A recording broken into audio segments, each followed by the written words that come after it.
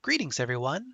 My name is Abysmal Specter from Spectral Gaming, and today I want to share with you a few things that I love and hate about my current addiction, Legion.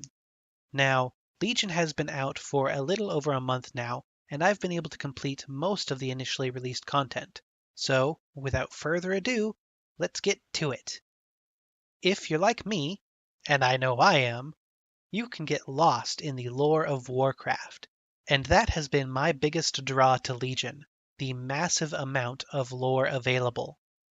Each zone has a self-contained story that grants much insight into the history of Azeroth. Now, as much as I love that Blizzard has stuffed so much lore into this expansion, it is making me feel bad that I don't have a max level character of each class. Since I've only ever really played a druid, I'm missing out on so much exclusive class content. Speaking of class content, it's got to come from somewhere, and that would be the unique order hall for each class. This is a welcome change from the garrisons of Draenor, yet still serves a similar purpose.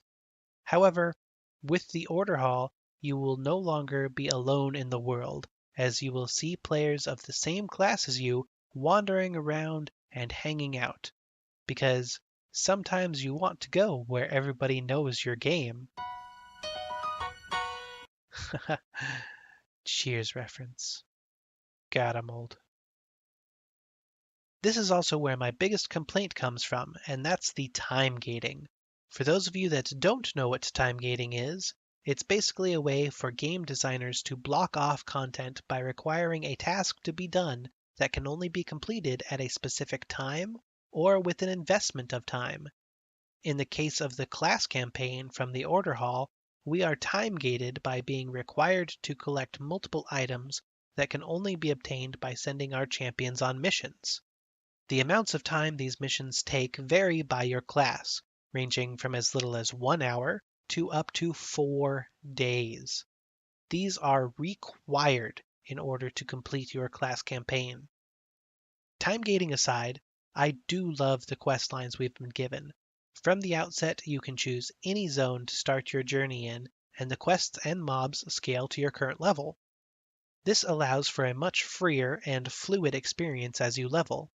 If you have any professions, you are also in for a treat, as each one has been given a unique quest line to follow. Unfortunately, you will be hitting max level long before you finish all of the storylines from each questing zone. And what do you get for digging level 110? That's right, a brand spanking new nothing! Yes, Blizzard has been pruning spells and abilities to simplify things, but I would have at least appreciated a new tier of talents to choose from. Even though there are no new abilities or talents for reaching max level, there is still the artifact weapons. Each spec within each class has been given a unique weapon that will be the only weapon used through the entire expansion. Each artifact weapon has a unique skill tree that will allow you to power up that spec.